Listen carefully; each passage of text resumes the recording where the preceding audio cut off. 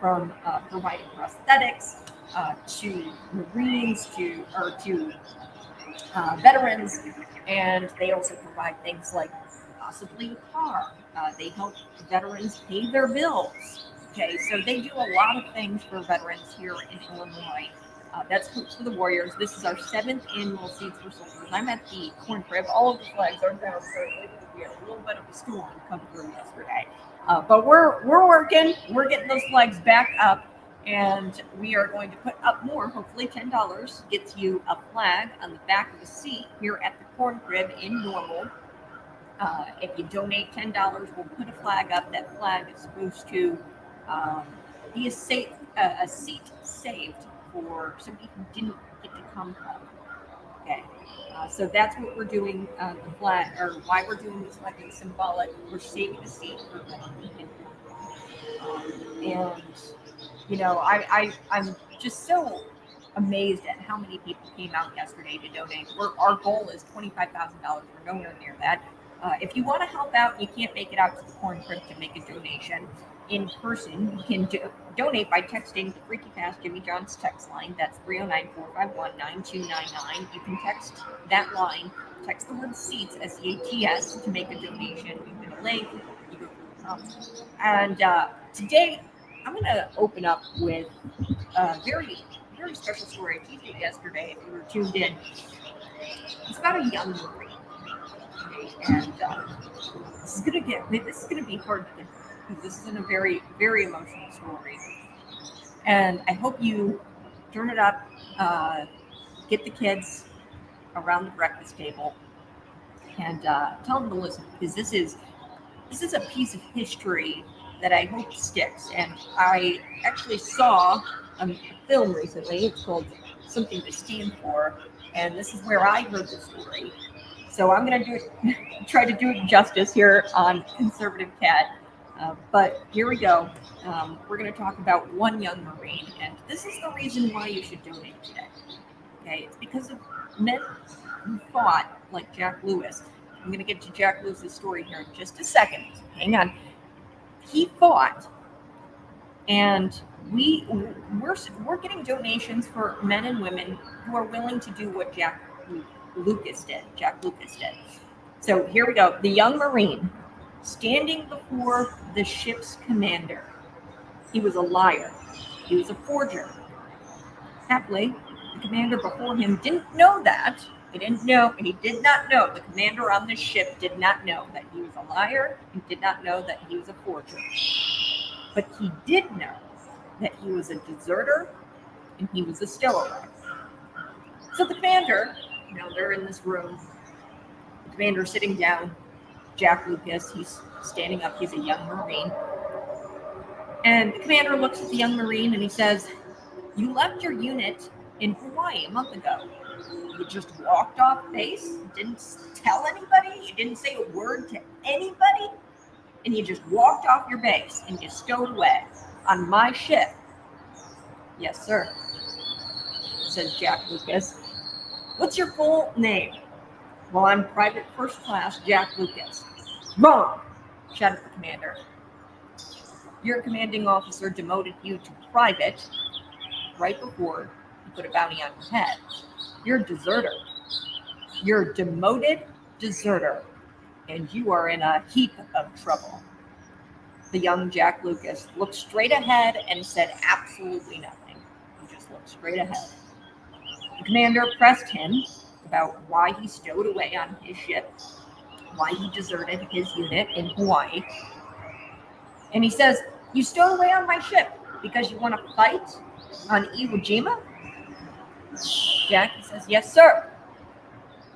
Why the hell would Jack Lucas want to do that? Why would he stow away on a ship to go fight on Iwo Jima? Why would he do that? He's no coward. And the commanding officer could see that. Now, the commander, he could have sent him away, could have sent Jack away, sent him to the brig, straight to the brig, back to the United States for dishonorable discharge and mandatory prison time. But he could see that Jack wasn't a coward. The commander, he says to him, All right, son, we land in 5 days. You want to fight? I'll give you a fight. I'll take you to a fight. You're dismissed. So 5 days later, in the afternoon of February 19th, Jack landed on the Japanese-held island of Iwo Jima. On the second day of combat, so he landed, and then the next day, it was the second day, combat broke out. There were 11 Japanese soldiers, and they came out of nowhere, and they opened fire on 4 Marines.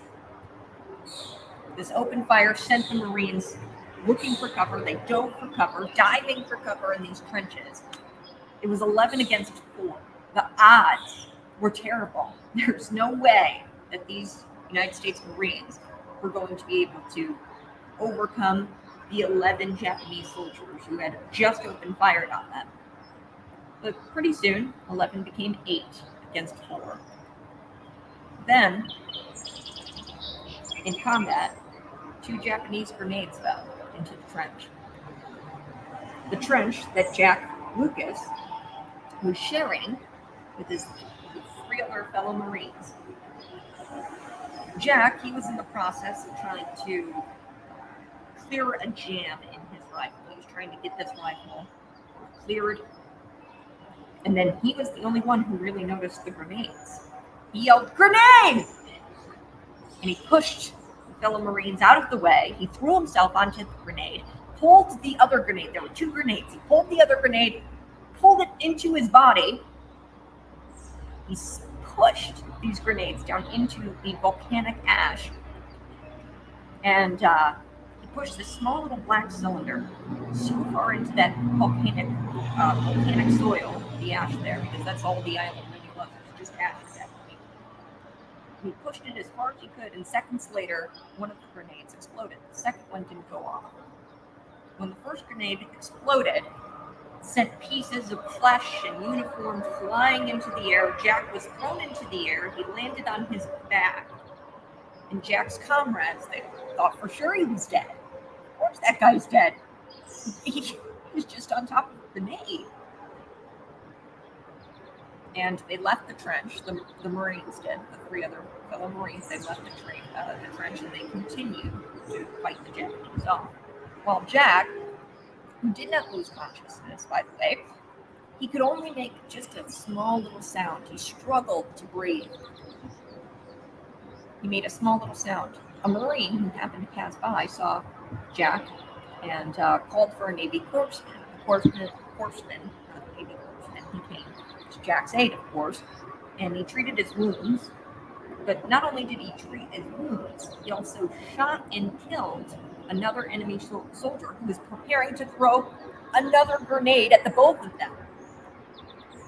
You know, Jack didn't hesitate. He dove. He smothered that grenade. The remaining 3 Marines killed the rest of the Japanese soldiers. Now, Jack appeared to be dead to these Marines, but appearances, obviously, can be deceiving. He healed his wounds, the Navy corpsman. So appearances can be deceiving. In fact, Jack's appearance actually got him into the Marines in the first place. You see, Jack Lucas enlisted 3.5 years earlier from that day. And at that time, when he enlisted, he was about 180 pounds of pure muscle.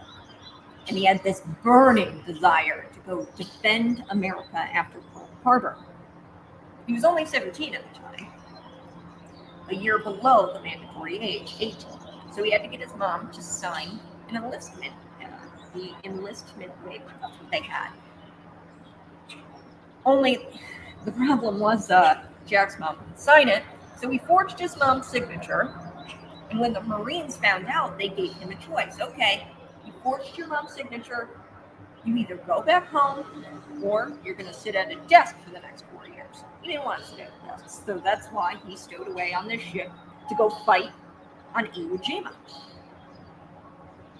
Maybe as he laid there, on his back in blood, a puddle of his own blood, maybe he was wishing he could go back home, 7,000 miles away.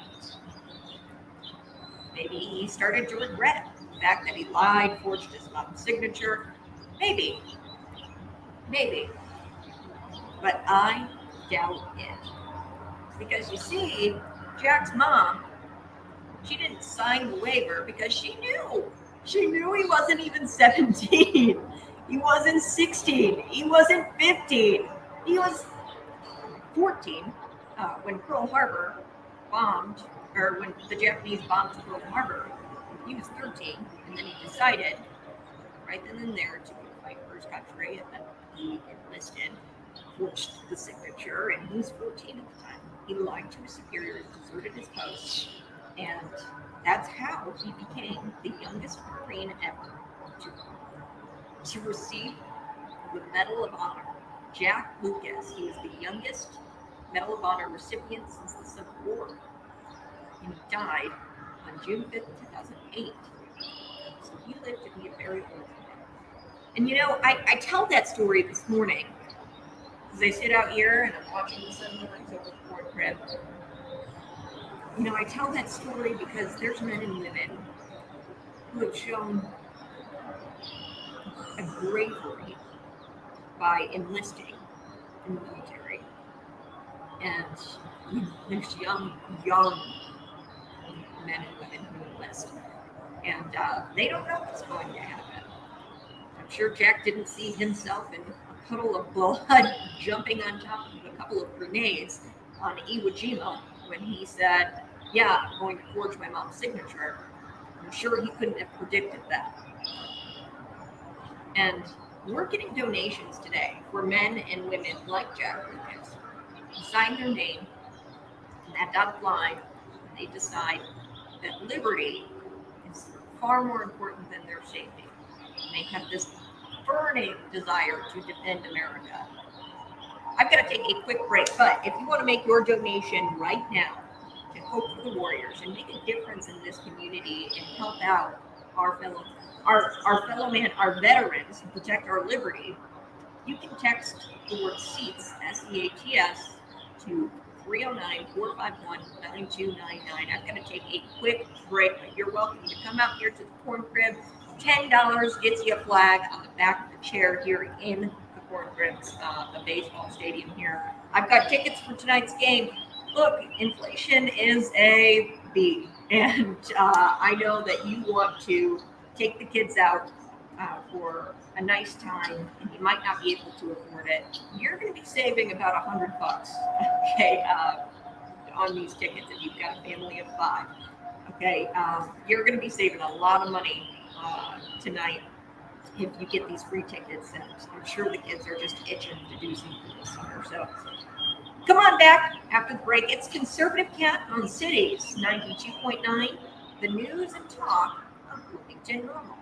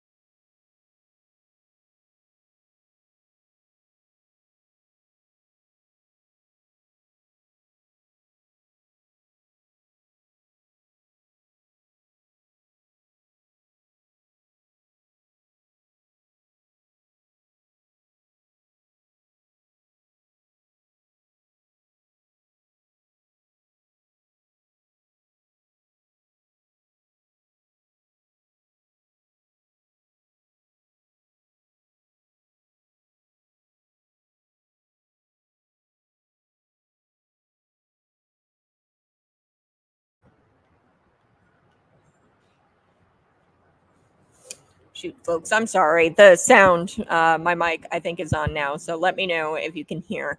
I will make sure that this is fixed next segment. I feel so awful. It's just a little odd technology going on. But we're going to be right back talking a bit about um, this story out of the New York Post where we have these people who parked out, or these marshals, they were parked outside of Sonia Sotomayor. She's the justice. They were parked outside of her home when an 18-year-old allegedly walked up to one of their cars around 1:15 a.m., pointed a gun at one of the federal agents, and the federal agents drew their weapons and fired several shots at the suspect, with the second officer also firing his weapon at this young 18-year-old who allegedly came up to their car and pointed a gun at one of them at 1:15 in the morning. So we're going to chat about it. I will be taking a short break, but be sure to come on out to the Corn Crib, make a donation. This is a very special show. It's a Seats for Soldiers special. We're going to also get to Trump challenging Biden to a rematch. He had two challenges for Joe Biden. One was pretty awesome, but the second one was so much better than the first one. So we'll be right back.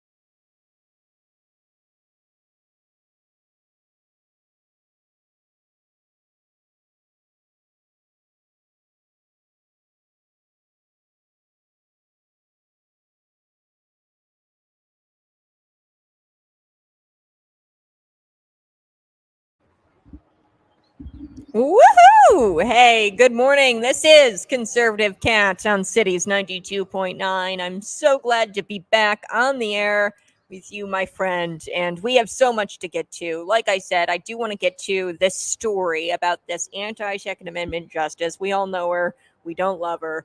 Sonia Sotomayor. Her bodyguards shoot this teen who's trying to steal a car in the nation's capital. Okay, so I mean, of course, there's a teen trying to steal a car in the nation's capital. We're seeing an epidemic of carjackings in Washington, D.C. So we're going to chat about that. We're also going to chat about Trump offering Joe Biden a debate rematch to give him a chance to redeem himself. He broke his silence kind of at a rally. Trump really hasn't had any really like major public appearances lately. So this was a way to break his silence, and Trump did very well at the debate. So we're going to give you some rally highlights, and I also want to encourage you to come on out, make a $5, $10, $20 donation. Every little bit helps for Hope for the Warriors. They're a nonprofit organization helping Central Illinois veterans with things like, I don't know, getting a car. I've heard a story from Hope for the Warriors where they actually helped somebody right here in Central Illinois get a car to cart their kids around back and forth to school. And they do all kinds of things. There was a guy who loved to cycle. He's a bicyclist, but he loved to ride his bike. But he had no leg, but they created or bought, a prosthetic for him to ride a bike again. So these are the types of things, or it could be something smaller than that. Maybe you just need somebody to talk to, some therapy, maybe an ear. Hope for the Warriors can do that. And if you need help, and if you're a veteran who is in need of some help, go to hopeforthewarrior.org and they can help you out and get you in touch with somebody who can provide services, resources, anything you might need. So come on out. Seats for Soldiers. We're at the Corn Crib. You can make a donation today in person or text the Freaky Fast Jimmy John's text line 309-451-9299. Text the word SEATS, SEATS, to make a donation today. Big thank you to our sponsors, Chef Q, Miller Lite, Tech Enterprises, McLean County Asphalt, Tax Accounting Plus, Four Seasons Health Club, and High Haven. I appreciate y'all. Now, I want to get to Sonia Sotomayor because, man, what a hypocrite. So this is incredible. Supreme Court Justice Sonia Sotomayor, she believes the Second Amendment was never intended to protect a private right to armed self-defense, which just isn't a correct interpretation of the Constitution. But leftists, they don't like this little thing called the truth. The Second Amendment does. It doesn't afford you. It doesn't grant you. You just have Second Amendment rights. You have the right to protect yourself with a firearm. Okay, so that's just the facts. Okay, that's shall not be infringed. Second Amendment is very clear. But despite her crazy interpretation of what the founders intended, she appears to fight to destroy your right to self-defense while having armed security herself. Okay, so unclear if she believes the right to protect one's life should not be afforded to the little people. But if the shoe fits, it fits. Okay, so I don't know if she believes this, right? But maybe she just believes, okay, protection for thee up at the top for us at the top, but no protection for you at the bottom. Okay, I believe that I deserve protection, and this whole little, protecting your life, that's not for you little people at the bottom. Okay, so this is a very ironic story. Sotomayor's bodyguard, they shot a would-be carjacker outside of her home on Friday. So I've got the story here. New York Post: 2 deputy U.S. Marshals shot a would-be carjacker, pulled a gun on him. Okay, so this guy, 18 years old, the marshals were parked outside of Soto's home in Northwest D.C. on July 5th when Kentrell Flowers, that's his name, he's 18 years old, allegedly walked up to one of the cars at 1:15, pointed a gun at one of the federal agents, and the federal agents, they drew their weapons and they fired several shots. Both eventually fired shots at Flowers. Okay, so the first federal agent drew his weapon, fired several shots at the suspect. Then the second officer in the other car fired several shots at Flowers.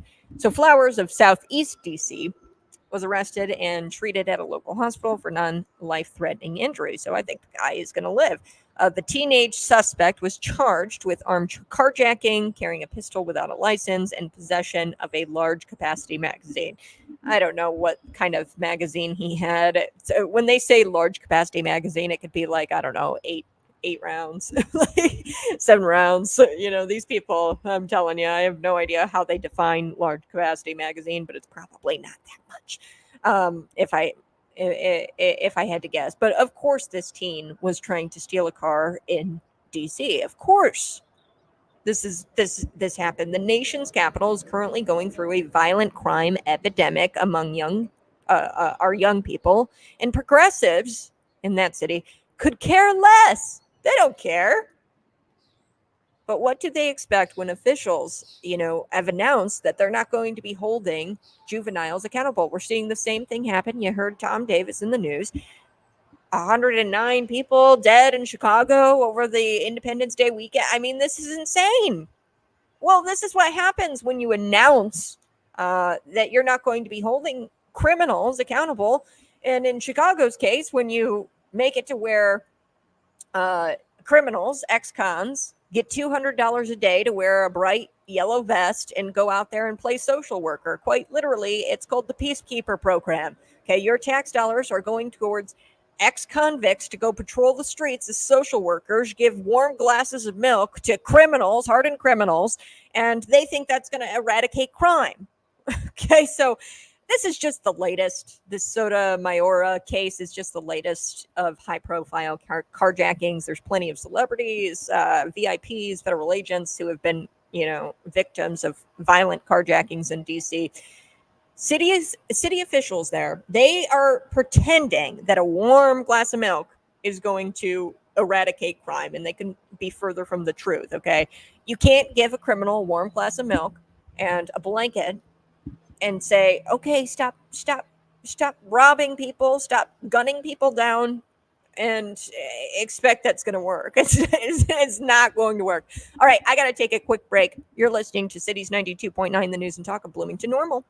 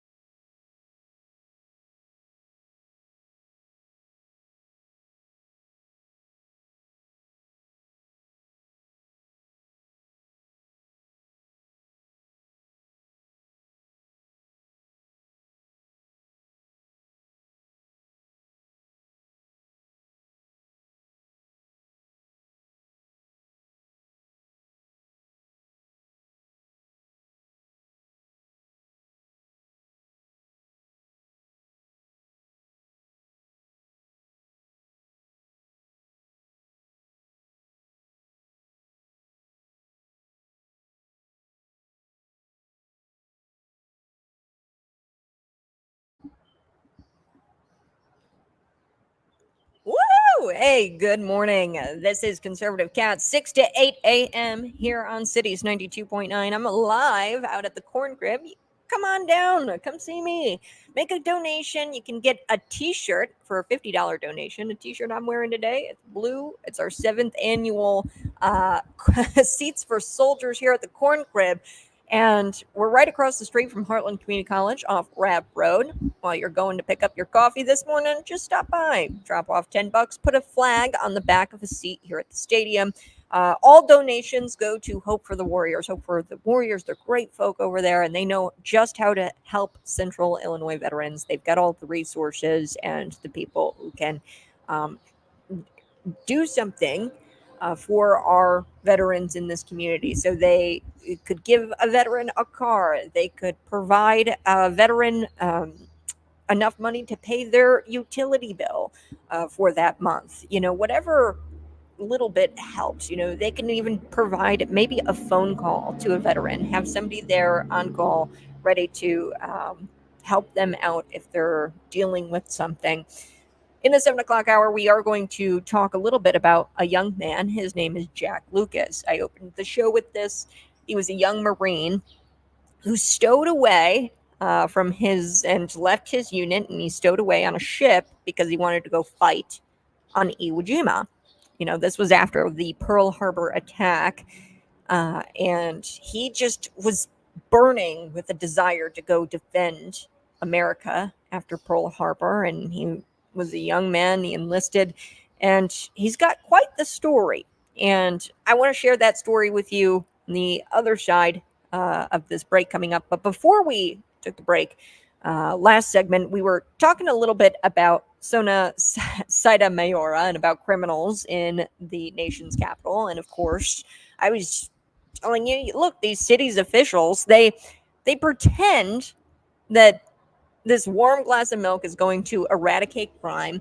They've destroyed any amount of public safety, and they embolden criminals. The worst part is that there are people like Sotomayor who probably agree with the policies that fueled this culture of lawlessness, even though she believes law-abiding citizens should be disarmed unless you're protecting her and or her residents. Okay, duh. Hey, if you're protecting me, a gun is totally fine. I'm good with the gun. But you little person, and you want to protect your life with a firearm? Oh, go pound sand. No, you don't get that right. And I'm going to continue to fuel. She probably agrees with these policies that fuel a culture of lawlessness. I'll be right back.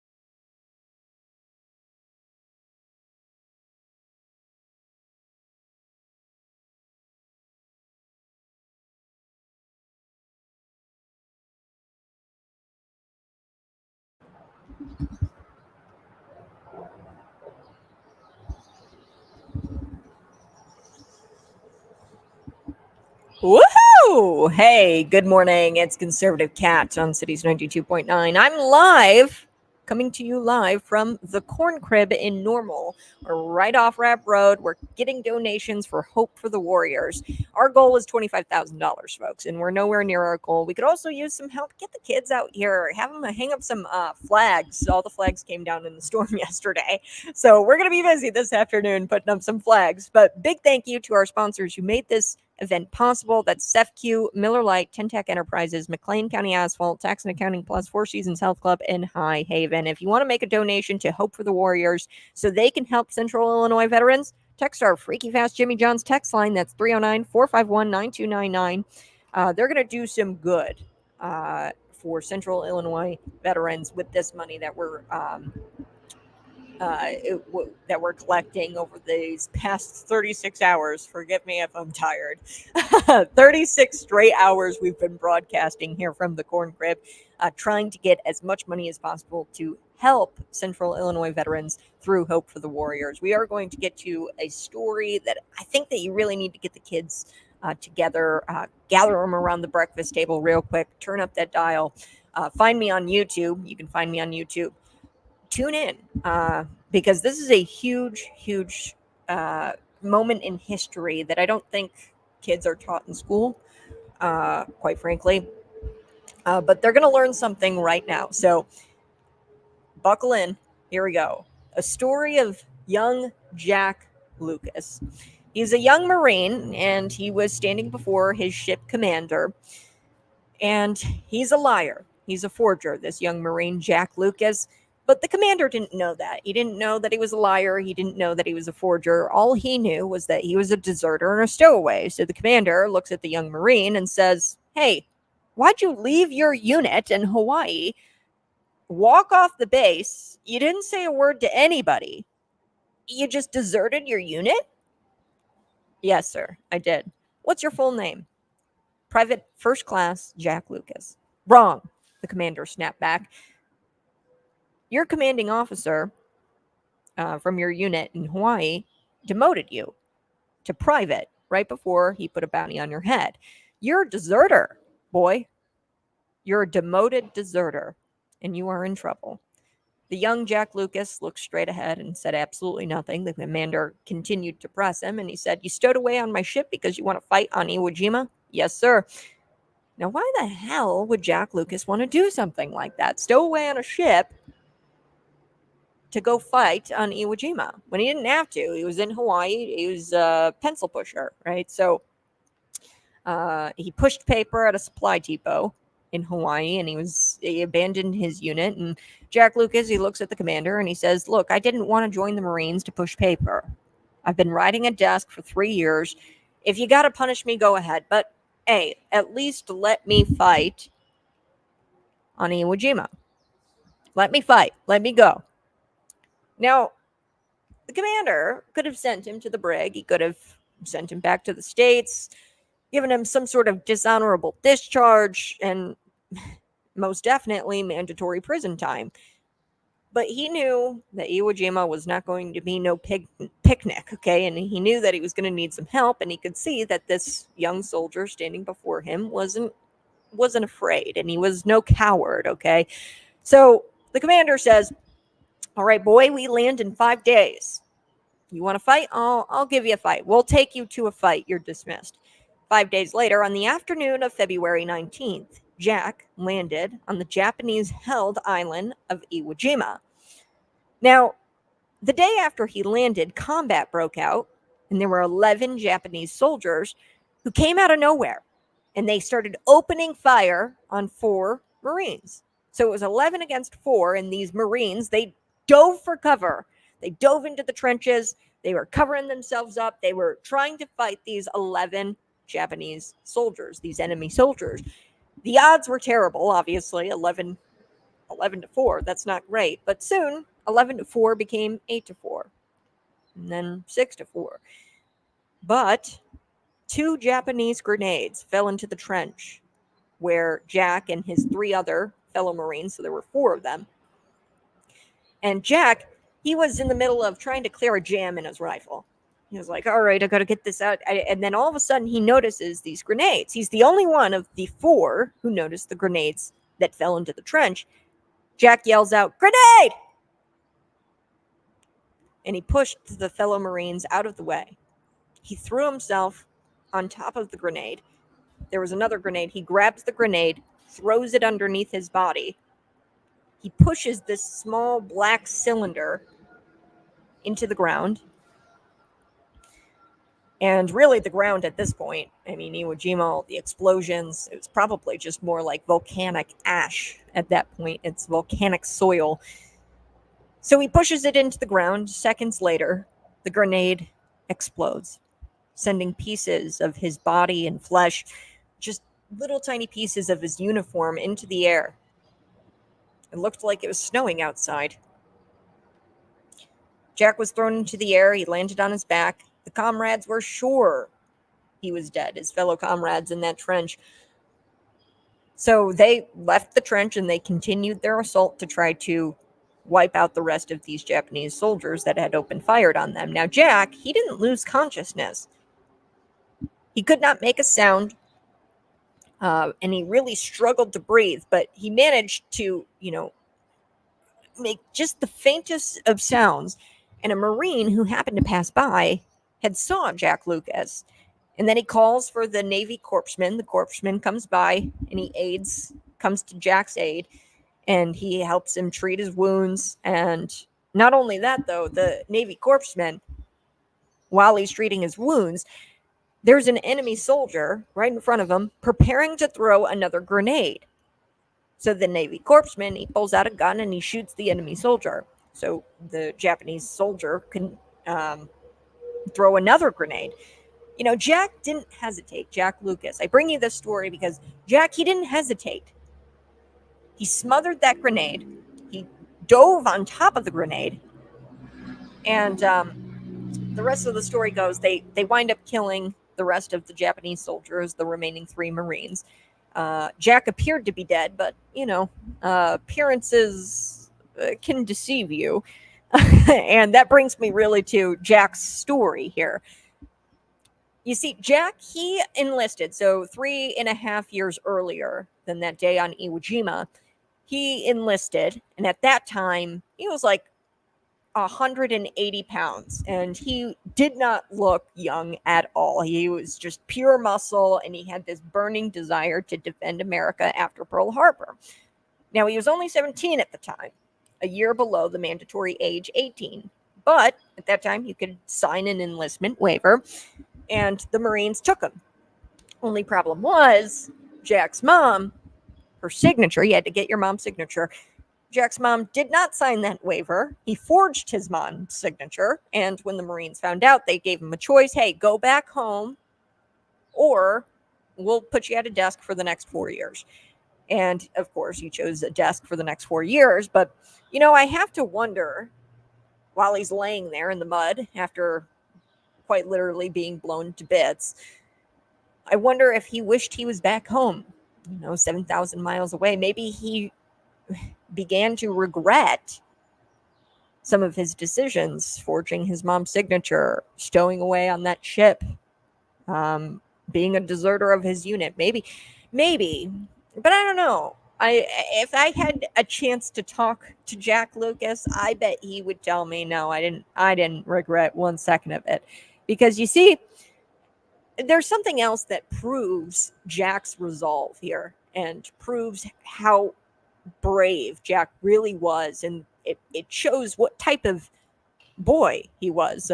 Really, he was just a boy. Because you see, the reason why Jack's mom didn't sign that waiver was because she knew the truth about his age. He wasn't 17. He wasn't even 16. He wasn't 15. He was 14. 14 years old, and he enlisted into the United States Marine Corps.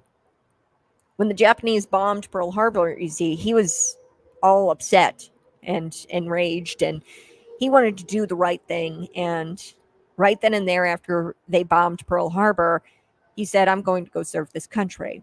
and I'm going to go fight for this country. That's why he lied to his superiors. That's why he forged his mom's signature. That's why he deserted his post.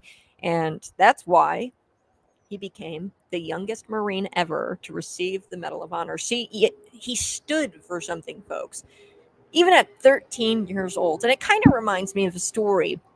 Um, actually, yesterday we're out here at the corn crib, and we're getting donations for people like Jack Lucas. Okay, there's people out there who are so brave. They are not cowards at all. And they are willing to sign their name on that line, and they give up their liberty. They give up their safety for you, or they give up their liberty and safety for you and me to have our freedom in this country. The freedom to go and get a McDonald's coffee at 2 a.m. in the morning. Everything that makes America great is only possible because men like Jack and men and women in central Illinois who serve this country are willing to sacrifice everything, everything, including their lives. So he was willing to stand for something, and that's why he was the youngest Medal of Honor recipient since the Civil War. He died, Jack Lucas, in 2008. So he's a very old man. I think 80 years old, if my math's correct. But, it reminds me of a story a little bit. Yesterday, I'm out here at the corn crib. We're putting up flags. Chris Murphy's birthday is today. Chris Murphy, hey, he's out there. He's putting up some flags. It's his birthday, 61 years old. Come out and say hi to Chris and drop off a birthday card for him. The guy deserves it. But there's this little girl who approaches Chris and I while we're putting up some flags for the soldiers, right? And she gives us $10, and her name's Grace. And I talked to her a little bit as we're putting up the flag, and she tells me that she wants to enlist in the military. And I go, okay, what branch? And she goes, well, I want to be a Navy SEAL. I look at her and I go, are you a good swimmer? Without hesitation, she goes, oh, a great swimmer? I'm a great swimmer. I can do it. And, it's just like, wow, this little girl with her own money, by the way, $10, she puts a flag up on the chair for a veteran. And the flag, what it resembles and what it symbolizes here at the corn crib every year, we've been doing this for 7 years, every year we put a flag up on the back of a chair. And what that's supposed to do is mark that seat saved for a soldier that didn't come home. Okay, so, here's this little girl, 11 years old, 11. She's 11, and she tells me that she wants to enlist and she wants to fight for our country as a Navy SEAL. For those of you who don't know, that's pretty hard to. It's difficult to become a Navy SEAL. I've known a couple of people who've tried. The test to even be considered. So it's not even basic training or anything. The test is like swimming miles upon miles upon miles, and you've got to be very quick, sharp. You got to be sharp as a tack to become a Navy SEAL. But she didn't even hesitate. She was like, yes, that's what I want to do, and I'm excellent. And I was just floored. I was shocked to hear that. And, it really reminded me of Jack's story, and it's amazing. I had planned this story for today, Jack Lucas's story, and she didn't know that, right? And it just affirmed for me that I've got to tell you about Jack Lucas and how he became the youngest Medal of Honor recipient since the Civil War. So I appreciate any kind of donation. Go ahead, text your donation to 309-451-9299. Text the word SEATS, SEATS, so you can donate $10. It gets you a flag on the back of the seat here at the Corn Crib. Big thank you to 10 Tech Enterprises, SIFQ, Miller Lite. We're going to be right back. I got to take a quick break. And when we come back, you guys are going to want to stick around because Trump, he offered Joe Biden a debate rematch, but he also challenged Joe Biden to a different match. So we're going to talk about that here on the other side. This is Conservative Cat on Cities 92.9 from 6 to 8 a.m.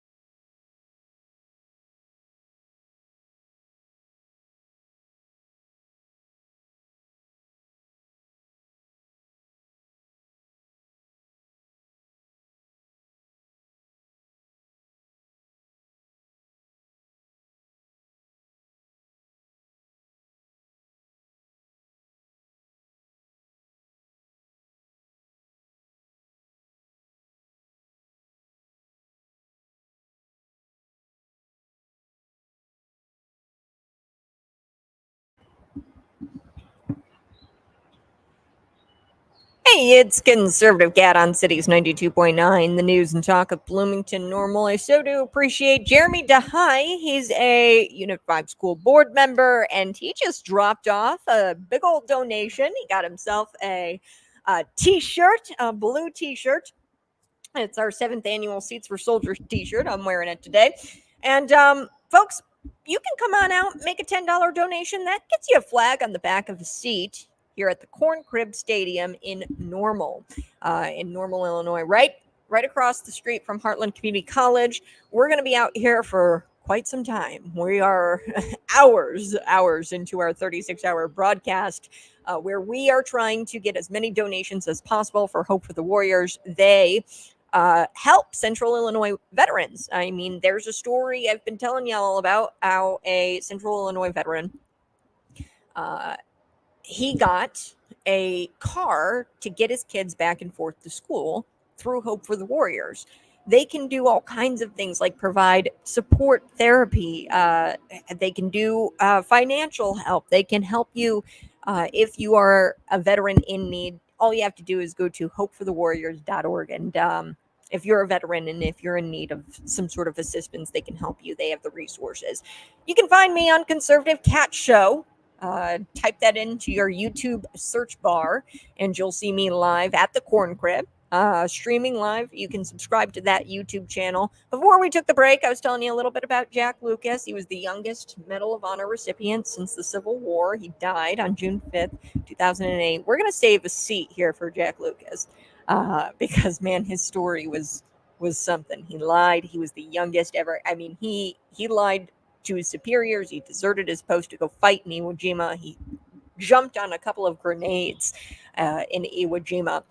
He just had this burning desire to defend America. And I'm so grateful for people who are willing to defend America and put their name on that line and sacrifice their liberty and safety for my liberty and safety. So before we took the break, I was telling you about Trump. He offered a couple of challenges to Joe Biden. So post-debate, Donald Trump has kind of been silent in the left and the media. And I repeat myself when I say the left and the media because they're one of the same.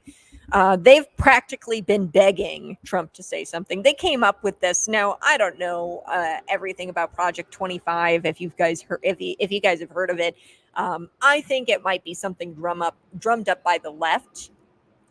It's not crazy either. Like I like Project 25. I mean, I'm looking through it. From what I've seen, the Heritage Foundation, they, threw it out there, and all it really says is like, we want stronger borders. Who doesn't want that, right? We want a better economy. Who doesn't want that? But the Trump campaign has come out and said, there's some things in there that we like, but there's some things that are not going to be a part of our policy and a part of our mission when we get back into office. I think Project 25 is something that they leaked out there, the left, to try to drum up conversation and to try to get Trump to say something. I don't know. Who knows what Project 25 is? Trump has come out and said it didn't come from his campaign or his team. But they're begging him, the left and the media, that this past couple of weeks after the debate, to say anything because they want the spotlight off of Joe Biden. And Trump was like, no, I'm not going to do any public appearances. I'm going to let Joe Biden do his 11 public appearances because they've scheduled him for quite a few public appearances because they've got to try to present him as capable. So they're going to try to push him out there and hype him up with all kinds of drugs. I don't know, maybe give him a line of Coke or something to get him, perked back up. Or I don't know what kind of cocktail he's got. Adderall, who knows what they're giving Joe Biden to get him perked up for these public appearances. But Trump is like, no, I'm going to let Joe have the spotlight, and I'm going to see if he messes up even more. But the former president, Donald Trump, returned to the stage Tuesday, a couple days ago, and I hope that we get this Trump for the next few months until the election, because I love this Trump. Him at rallies, having a couple of zingers, but really staying focused on what he wants for the country, and that's to make America great again. So if we get this Trump over the next few months, the Trump I saw at this rally on Tuesday, oh, Joe Biden won't be the only one pooping his pants. Kamala is going to have to invest in some diapers or some panty shields herself, folks. But Marco Rubio, he opened for Donald Trump, and I don't know if Marco Rubio is going to be the VP. You know who I really want to be VP? I really want Vivek Ramaswamy. Ooh, that would be fantastic. And I think that Trump has to select somebody that the left hates even more than him, and that would be Vivek Ramaswamy, because who knows if he gets a VP that's kind of rhino-ish, or kind of like soft, or like a Nikki Haley type. If he selects somebody like that for his VP, who knows what's going to happen to Donald Trump? They might just try to eliminate him and get rid of him so that the VP takes over. So Trump has to select a VP that the left and the Democrats hate even more than Trump, to really protect his life. So Marco Rubio, he opens for Trump. I don't think Marco Rubio is going to be the VP pick, but there's several people opening for Donald Trump at his rallies this week and next week. So Marco Rubio says this: these guys on TV, they say if Trump becomes president, he's going to become a dictator and he's going to go after his opponents, which Project 25, as I was saying, I don't really know where it came from and if it's, real, or if it was just something the left came up with to try to get Trump to talk. They want Donald Trump to stop being silent. They're begging him to say anything at this point because they want the spotlight off Joe. So Marco Rubio, he says, they're on TV and they're saying if Donald Trump becomes president, he's a dictator. And they're using Project 25 to say this about Donald Trump, even though Donald Trump has come out and said, this did not come from my campaign. It didn't come from my team. I don't know what this is. There's some things in it that I agree with. There's some things that I don't agree with. And then Marco Rubio goes on and he says, this is from people who are going after their opponents and putting their political opponents in jail. They have used our courts to try to silence Trump, bankrupt Donald Trump, jail Donald Trump, and keep him off the ballot. Okay, so they're on TV saying, oh, if he gets into office, he's going to be a dictator. Like, that's so tired. I'm so tired. That's so old. It's the same talking points as 2016, as 2020. He's going to become a dictator. Well, newsflash, we had 4 years of Donald Trump and he didn't become a dictator. So there you go. We had world peace. No new world, no new wars. Okay, there wasn't this going on with Israel. There wasn't this going on with Ukraine. We had peace. He wasn't a dictator. I mean, did he jail people? Did he go after people using the court system? Did he try to bankrupt his political opponents? No, of course not. So my guess is that J.D. Vance is going to open for Donald Trump at the Pennsylvania rally this week. Doug Burnham had his opportunity a few rallies ago. Knowing Trump, all three will be scheduled to speak at the convention next Wednesday. So that's going to be some big news next Wednesday, is that RNC convention. I believe it's in Milwaukee. And I think we'll wake up one morning and Trump will have announced his VP on X. I don't think that he's going to announce it at the convention. Knowing Trump, he's just going to say, hey, I pick Vivek Ramaswamy. That would be great. I wish Vivek Ramaswamy would be the VP. But that's a next week thing. We'll get to all of that next week on the Conservative Cat Show, okay, from 6 to 8. You have a lot to look forward to at the RNC. This week, Trump issued not one, but two challenges to Joe Biden. Two challenges to Joe Biden. So I'm going to get to those two challenges on the other side of this break. It's Conservative Cat. We're out here. Big thank you to Seth Q, Miller Lite, 10 Tech Enterprises, McLean County Asphalt, Tax Accounting Plus, Four Seasons Health Club, High Haven. They have made the 7th annual Seats for Soldiers possible. We're out here collecting donations for Hope for the Warriors so that way we can help out some Central Illinois vets who might be in need of housing, clothing, a car, a gas bill paid, some therapy, a doctor's appointment, right? They do all kinds of things at Hope for the Warriors. And if you're a veteran in need of assistance, go ahead and contact Hope for the Warriors. You can look them up, hopeforthewarriors.org, and you can donate if you want to help veterans. by texting our Freaky Fast Jimmy John's text line. That's 309 451 9299. Text the word seats, SEATS, to 309 451 9299. We'll be right back after this. It's Cities 92.9.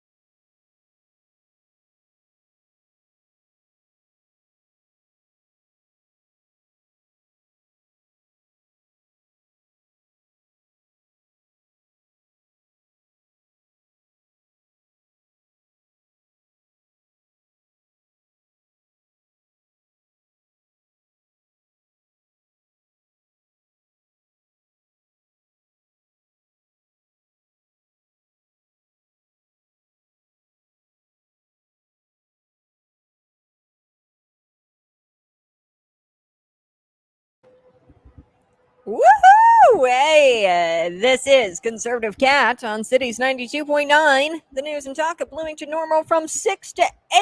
So we're getting close to the end of the show, but we are not getting close to the end. We've still got an entire day left. We'll be here until 6 p.m. is when you can get your donations in. You can donate after that by using our freaky fast Jimmy John's text line. That's 309-451-9299. We got to get to 25,000. We can accept your donations through that text line. Just text the word seats, SEATS, to 309-451-9299. A big thank you to McLean County Asphalt Tax and Accounting Plus, Four Seasons Health Club, High Haven, SEFQ, Miller Lite, Tintech Enterprises.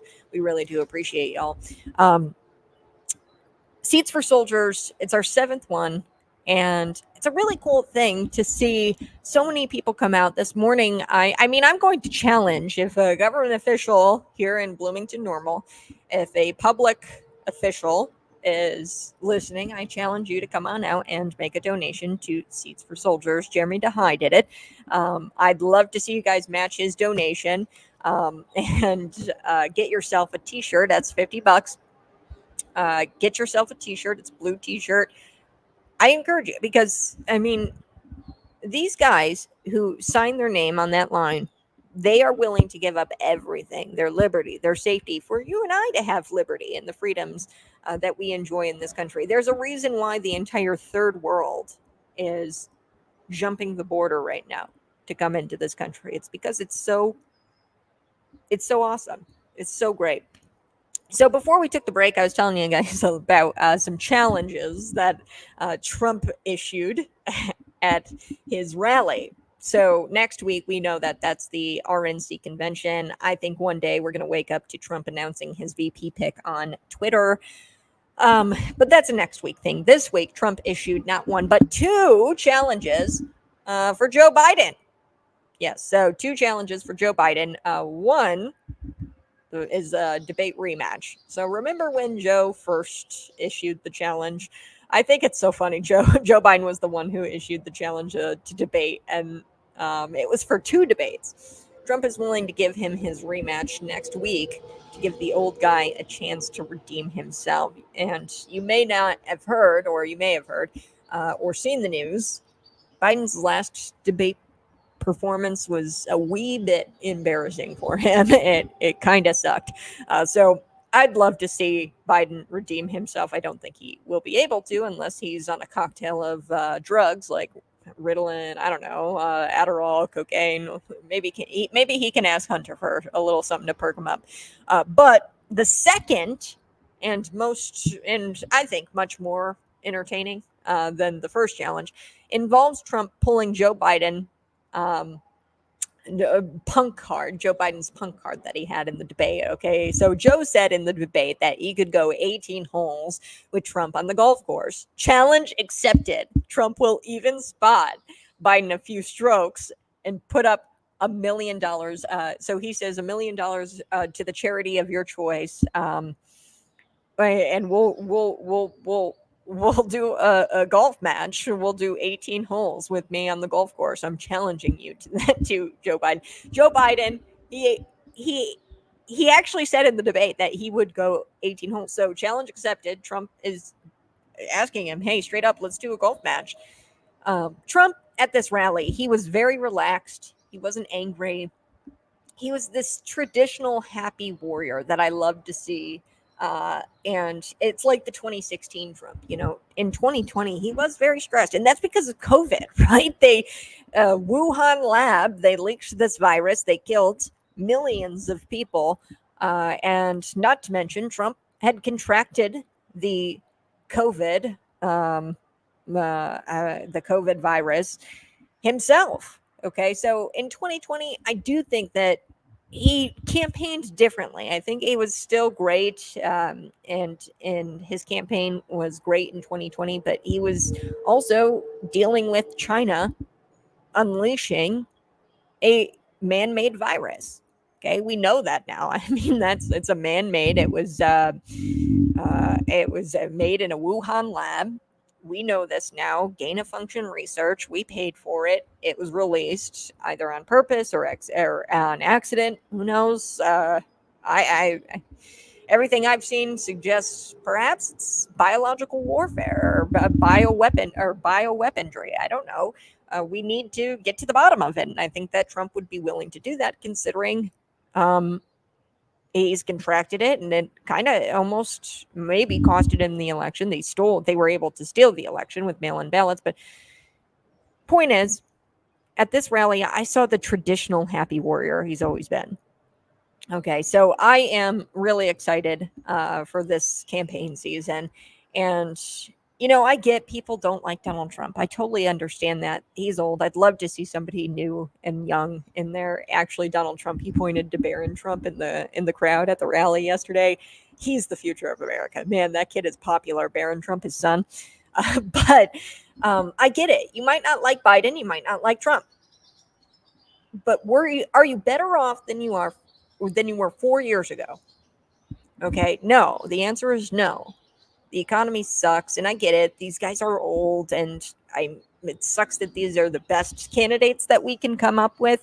I'd love to see somebody younger. A Vivek Ramaswamy would be a perfect candidate. I would never vote for him because I vote Christian conservative, and unfortunately, Vivek Ramaswamy is not a Christian.